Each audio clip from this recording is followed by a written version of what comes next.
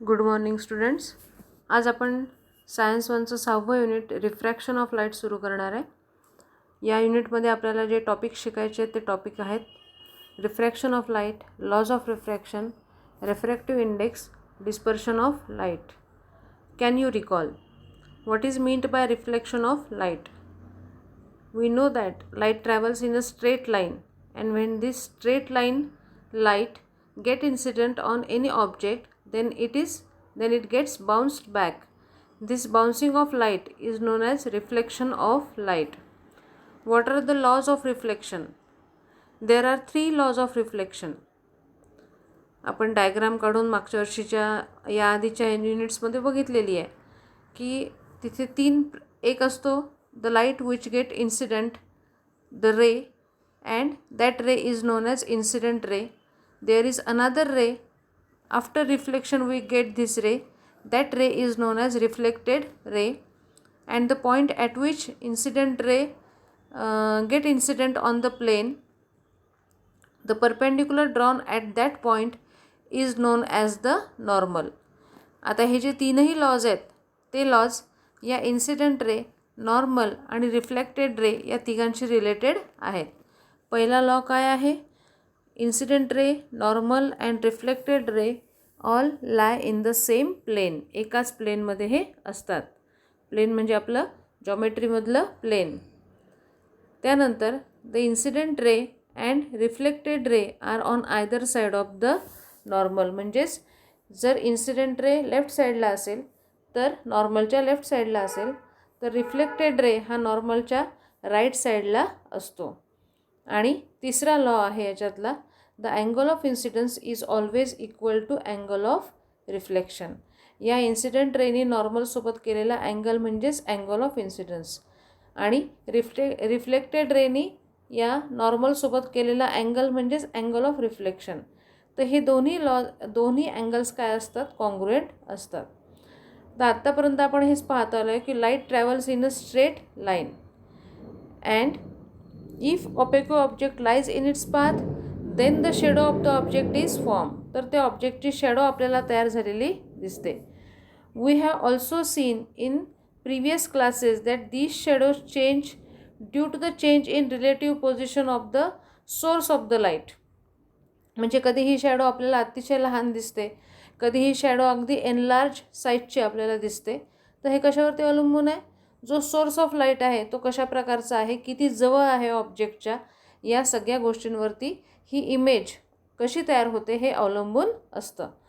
But light can bend under some special circumstances as we will see below. म्हणजे हाच straight line light आहे, तो काही वेळेस मात्र आपल्याला बेंड झालेला दिसतो. आता हे का होतं आहे? तर हा जो फिनॉमेना आहे या फिनॉमेनाला काय म्हटलं जातं? This phenomena of bending of light is known as refraction of light. पहा, रिफ्लेक्शन आणि रिफ्रॅक्शन ह्या 2 वेगवेगळ्या गोष्टी आहेत.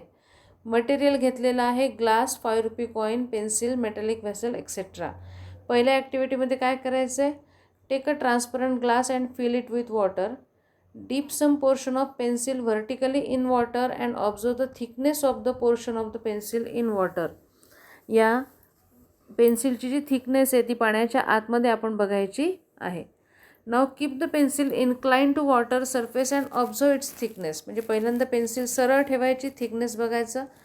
दुसऱ्या केसमध्ये तिरपी ठेवायची आणि मग थिकनेस बघायचा.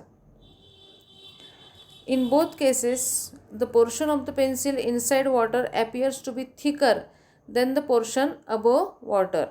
In the second case, the pencil appears to be broken near the surface of water. Why does this happen? म्हणजे पहिल्या दोन्ही केसमध्ये काय दिसणार आहे? इथे आतमधला जो पार्ट आहे पाण्याच्या आतमधला तो थिकर वाटणार आहे पेन्सिलचा, परंतु सेकंड केसमध्ये मात्र ज्या ठिकाणी ही पेन्सिल पाण्याच्या आतमध्ये जाते त्या ठिकाणी ही पेन्सिल कट झालेली आपल्याला दिसते. दुसरी ॲक्टिव्हिटी आहे, keep a 5 rupee coin in the metallic vessel, slowly go away from the vessel, stop at the place when the coin disappears, keep looking in the direction of the coin, ask a friend to slowly fill water in the vessel, you will be able to see the coin once the level of water reaches a certain height. Why does it happen? म्हणजे ज्या ठिकाणी तो coin आपल्याला काय होतं आहे डिसॅपिअर होतं आहे, दिसणं शक्य होत नाही आहे, त्या ठिकाणी थांबायचं आणि पाणी टाकायला सांगायचं त्या व्हेसलमध्ये. पाणी टाकल्यानंतर मात्र हेच कॉईन आपल्याला परत दिसायला लागतं. आता ह्या सगळ्याचं कारण काय आहे? The activities shows the effects created here. These effects are because of the change in the direction of light. Why there is a change in direction of light? Because here light is entering from one medium to another medium. आता इथे जी mediums घेतलेले आहेत, those two mediums are, one is air medium, another is water medium, and light changes its direction when going from one transparent medium to another transparent medium. Transparent medium means the medium which are पाणीसुद्धा कसं असतं, transparent असतं, आपल्याला त्याच्यातलं दिसू शकतं सहज. Air मीडियमसुद्धा त्याच प्रकारचं आहे. तर एका मीडियममधून दुसऱ्या मीडियममध्ये जाताना लाईटचं डायरेक्शन काय होतं, बदलतं. And this phenomena is called as refraction of light. Activity 3 जी आहे ती एक एक्सपेरिमेंट घेतलेला आहे या ठिकाणी. Keep a glass slab along on a blank paper and draw its outline and name it as PQRS. PQRS या पद्धतीने त्याला नाव द्यायचं आहे. Draw an inclined straight line on the sides of PQ. AB he inclined line काढली, ठीक आहे, so that it intersect PQ at N. या लाईनली incline म्हणजे तिरपी लाईन काढायची आहे.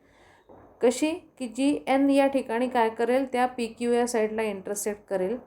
Piers two pins at position A and B along the lines. म्हणजे A आणि बी या दोन ठिकाणी पिन्स ज्या असतात त्या करायच्या आहेत, आपल्याला टोचायच्या आहेत. Look at the pins A B from the opposite side of the slab. Now what is the opposite side? Side S R is the opposite side. Pierce pins C and D vertically so that the images of A and B are in line with C and D. म्हणजे या ठिकाणी ए बीची image आपल्याला कुणीकडनं पाहिजे आहे, S आरकडनं पाहिजे आहे. या साईडने बघायचं आहे त्या ग्लास स्लॅबच्या थ्रू. आणि ए बीच्या ज्या इमेजेस आपल्याला दिसत आहेत त्याच इमेजेसच्या सरळ रेषेतील अशा रीतीने पुन्हा दोन पिन्स टोचायचे आहेत, त्यांना नावं द्यायचे सी डी. त्यानंतर now remove the chip and the pins and draw a straight line going through point C and D so that it intersect the side SR at point M. आता या ठिकाणी आपल्याला काय पाहायचं आहे की ए बी या ज्या पिन्स आहेत, या ए बी पिन्स ज्या ठिकाणी आपण टोचलेले आहेत त्या ठिकाणी काय झालं असेल, या ए बी पिन्स आणि सी डी पिन्स एका सरळ रेषेमध्ये आपल्याला दिसत आहेत का, हे आपल्याला या ठिकाणी बघायचं आहे. ठीक आहे. तुम्ही जर डायग्राम बघितली तर आपल्याला सरळ सरळ दिसतं की ए बी आणि सी डी या ज्या दोन पिन्स आहेत या एका सरळ रेषेमध्ये आपल्याला दिसत नाहीत. काय दिसत आहे इथे या ठिकाणी? Join points M and N, observe the incident ray A N and emergent ray M D. आता या ठिकाणी पुन्हा अजून एक नाव दिलेलं आहे इमर्जंट रे. इथे एन एम हा काय झाला? रिफ्रॅक्टेड रे. एमपासून जो बाहेर पडलेला आहे दॅट इज इमर्जंट रे. आपल्याला इथे 3 अँगल्स मोजावे लागतात. One is angle I, that is incident angle. Another angle is R, angle of refraction. And another angle is E, that is angle of emergence.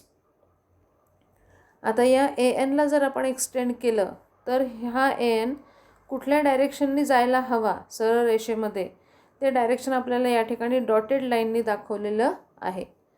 The first refraction now here the refraction takes place at 2 different sides. The first refraction takes place at side P Q when light enters from air medium to glass medium. Air मीडियममधून glass मीडियममध्ये जाताना या ठिकाणी पहिल्यांदा refraction होतं side P क्यूला. The second refraction occurs when the light enters from glass medium to air medium at side SR. SR या ठिकाणी पुन्हा रिफ्रॅक्शन होणार आहे आणि एम या पॉईंटमधून काय होणार आहे, लाईट पुन्हा ग्लास मीडियममधून एअर मीडियममध्ये जाणार आहे. नाव द फर्स्ट रिफ्रॅक्शनसाठी जो अँगल ऑफ इन्सिडन्स आहे that is I. Angle of incidence for the second refraction is noted as I1. आता या ठिकाणी अँगल I1 म्हणजेच सेकंड रिफ्रॅक्शन अँगल आणि आतला जो अँगल आहे अँगल R म्हणजेच रिफ्रॅक्शन, हे दोन्ही काय असतात, सारखे असतात.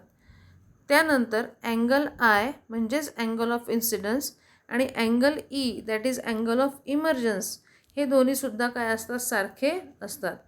On both sides PQ and RS of the glass slab, the change in direction of light ray is equal but in opposite direction.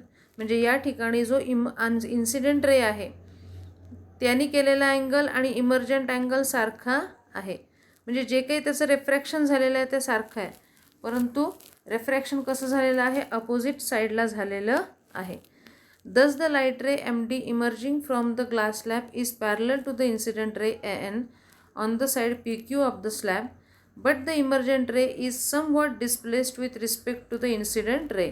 म्हणजे इन्सिडेंट रेला तो जर पाहिला तर त्याच्यापासून तो डिस्प्लेस झालेला आहे, परंतु AN हा जो रिफ्रॅक्टेड रे आहे याला मात्र तो काय आहे, पॅरलल आहे. आता याच्यावरनं आपल्याला काय दिलेलं आहे, दोन प्रश्न विचारलेले आहेत. Will light travel through a glass slab with same velocity as it travels in air? No, there is a difference in velocity of light in the glass medium and in air medium. Will the velocity of light be same in all media? No, it slightly differs in all the media. म्हणजे व्हॅक्यूममधली velocity, एअरमधली velocity, ग्लासमधली velocity, या सगळ्यांमध्ये काय आहे, फरक आहे. आणि हा जो फिनॉमेना आहे रिफ्रॅक्शन, हा आपल्याला का पाहायला मिळतो? Because of the change in velocity of light in different media. वेगवेगळ्या मीडियांमध्ये जे काही व्हेलॉसिटीमध्ये बदल होतो त्यामुळे आपल्याला ही काय पाहायला मिळतं, रिफ्रॅक्शन झालेलं आपल्याला पाहायला मिळतं. यानंतरचा पुढचा पॉईंट लॉज ऑफ रिफ्रॅक्शन आपण पुढच्या व्हिडिओमध्ये घेणार आहे.